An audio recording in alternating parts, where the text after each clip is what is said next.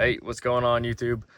This is Michael, aka Doggone John, and we're doing a look at a new knife I got. So, as you can tell from the box, this is a REEVE Knives UMNUMZAAN with a drop point in S45VN. Now, I want to apologize real quick because all the CRK videos I've ever done, I'm pretty sure I've said Chris Reeves knives, which it's not Chris Reeves knives, it's just REEVE knives.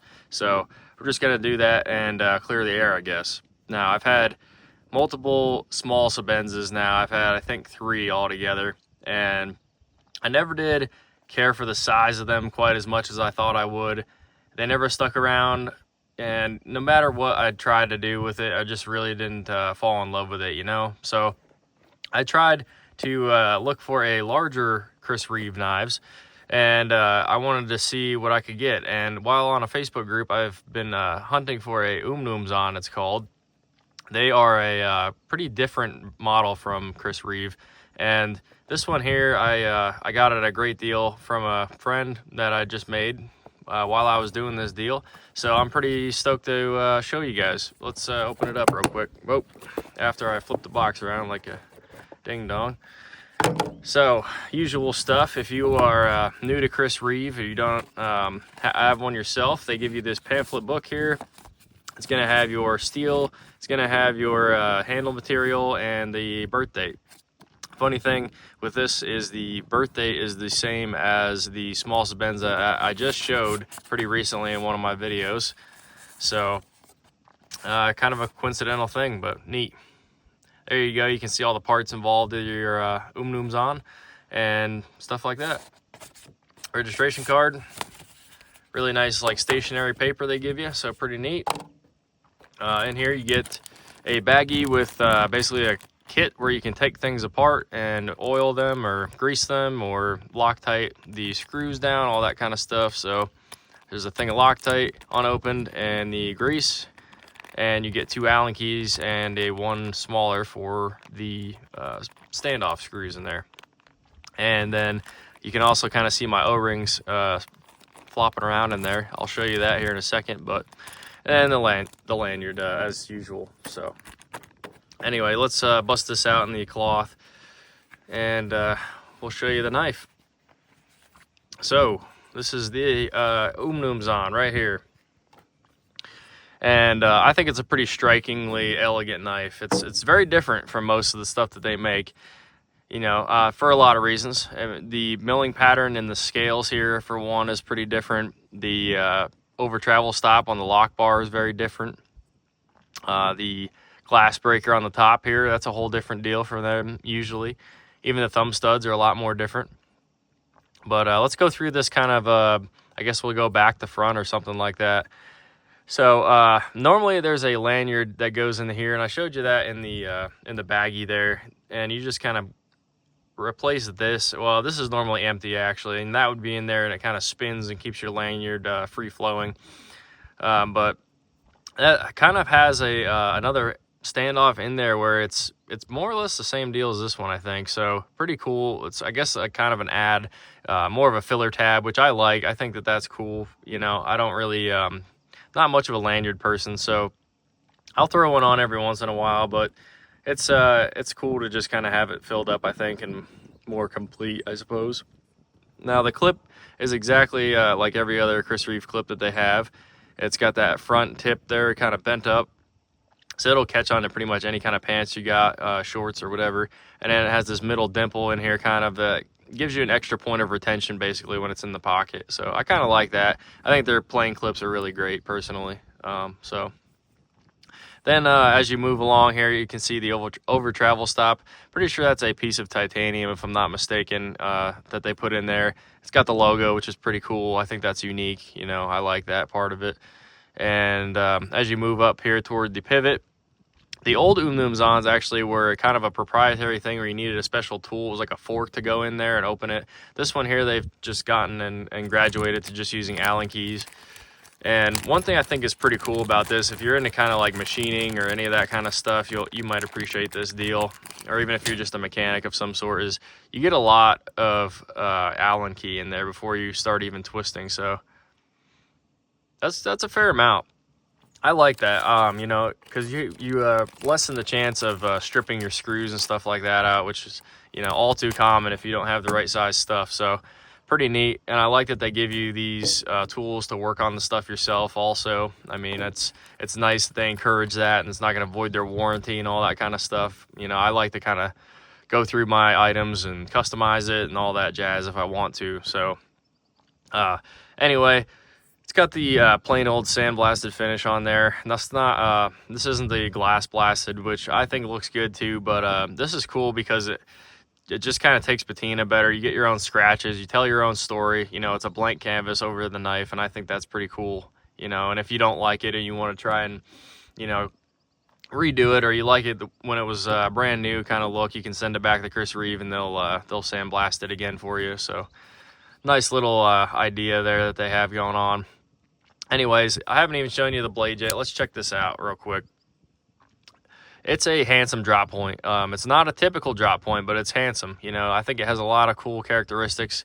So you have a nice thumb ramp up top here with the jimping, kind of like a usual Chris Reeve style jimping on the top there. It's nice and fine, and I think it feels good in the finger and the hand really well. So cool point there. You have a nice kind of plunge grind here that was terminated just in the right spot. I think, you know, you don't lose much cutting edge or anything like that, and that keeps the grind nice and thin. You have a little sharpening choil here also, plenty of room, plenty of life in it. The thumb studs are a whole different deal than what they usually have going on. So it's usually like a pyramid style, and it's ramped up to the very tip, kind of like abrasive on your thumb almost, honestly, when you get to using it a lot. It's a little pointy. This here, they opted to do this kind of rounded, almost like a pan head screw look.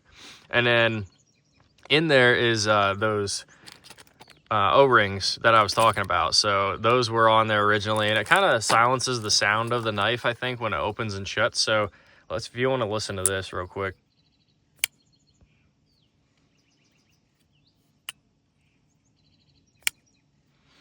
So yeah, I kind of like it with that louder mechanical, like clunk, you know what I mean? That kind of sound. It's satisfying to me, at least.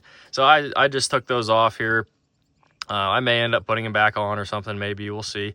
But let's move on from the thumb studs. So yeah, that makes sense. You start to have this dramatic drop from this section of the blade right here, and it turns into the drop point section, and then you have almost like a harpoon style look on there, and I think this is kind of a unique feature.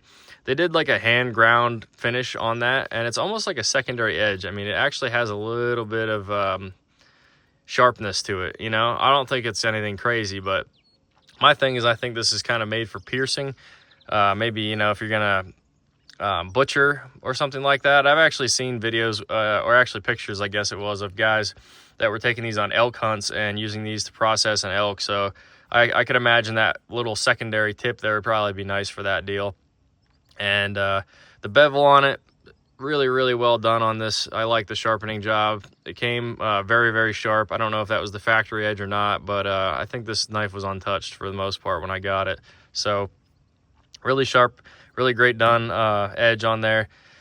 And yeah, so there's a couple things that I've seen people complain about, and I actually like it personally so far. One thing is this kind of cutout that they, well, I guess it's not a cutout. This is actually more cutout on this side than the other side. Usually with a Sebenza, it's kind of cut out on the show side, and then you're able to push in and disengage the lock. But with the UMNUMZAAN, they decided to do this little spooning kind of dip in the relief here so that you can just get your thumb in there real nice and easy. And I actually think that that's pretty cool. You know, I like it. Some people were complaining because it can turn into a hot spot with your index finger, but mine lays in there just perfect, and I don't have a problem with it, you know. And you lay your thumb on the ramp, you're locked in, you're good to go.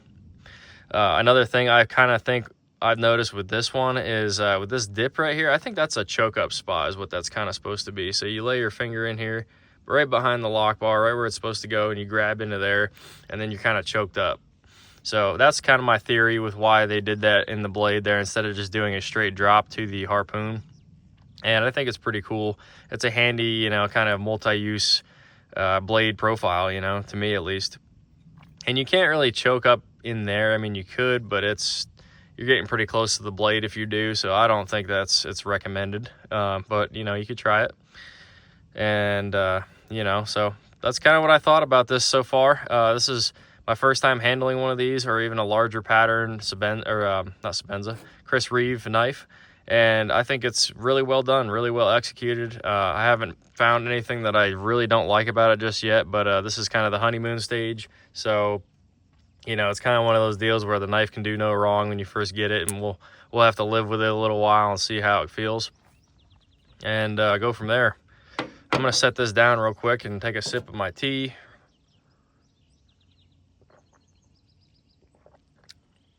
And we'll do some size comparisons, I guess, and we'll show you kind of what it looks like in comparison to some other knives. So let's move this out of the way. Let's start with some moderns, and then we'll go to some other stuff. So the most relatable, I would say, and closest size-wise that I own is going to be the Hinder XM18 3.5 inch. It's very close, so we'll just do pivot to pivot kind of, and we'll show you that. Almost the same exact size, pretty much. I mean, even the blade is, I think, almost the same length. I'm not sure. The Hinder might be a little shorter. Let's go with the McNeese Mac 2 3.5 inch. I'll lay that up there. Much smaller of a knife. You know, if you bring this kind of to the butt, you can see it's got quite a bit on the McNeese. So we'll take that out, take this one out also. And I got one more. We'll do a 940, Benchmade 940, pretty well-known knife. And the handle is actually not too far off on this one, pretty close. Even the blade, it's a little shorter, but not too bad. So there's some moderns. Let's go to some traditionals, because I know there's a lot of folks on my channel who are into traditional knives. Here's a Case Sodbuster Jr.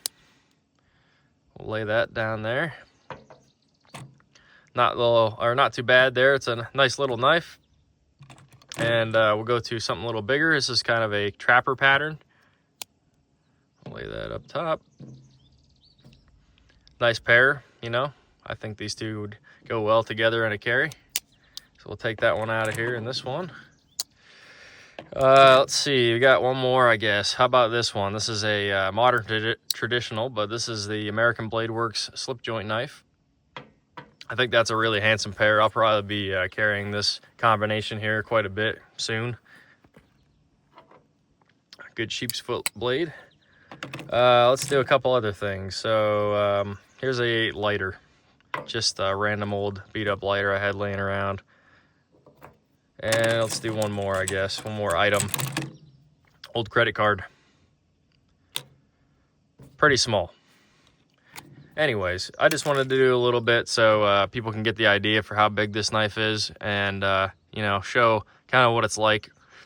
There's a lot of times where I used to look at pictures of this one online and, you know, kind of daydream or whatever, and I always thought this thing was a really, you know, gigantic knife.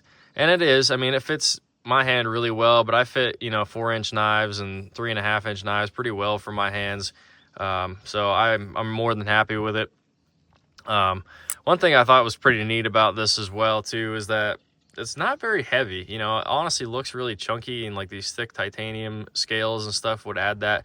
I don't think it's very heavy, you know. I mean, the McNeese Mac 2 isn't too much heavier in my opinion than the Zahn is. I would say maybe an ounce or two difference, something like that maybe. So just to give you an idea, I mean, the Hinder I would say is about the same as far as weight goes, and this has a G10 scale on it. This isn't titanium, but they have a pretty similar weight to them right now, I would say. So kind of gives you an idea what you're looking at as far as weight and all that good stuff. Hopefully I did a pretty good comparison. In my title, in my thumbnail, I mean, there, I wanted to, you know, kind of add that little catch, or that tagline, as many like this one, but this one's mine. And that's because I know there's a million Zahn videos out there, and, you know, it's not the first time somebody's shown one, but I wanted to thank you for watching if you did. You know, everybody's got a different personality and and style of doing things. So I hope you enjoyed mine, and we appreciate you stopping in the channel. I'm going to sign out here, I think. If you liked the video, like it down below, comment down below, let me know what you thought about it. You know, subscribe if you'd like to. I noticed that on my analytics the other day that most of my views that I have are from non-subscribers. So, I mean, if you want to, please subscribe down below. And, you know, it only helps the channel grow in a good direction. Doesn't cost you anything, that kind of thing. So, anyway, I'm going to sign out. Y'all have a good morning, noon, or night. We'll see you in the next video.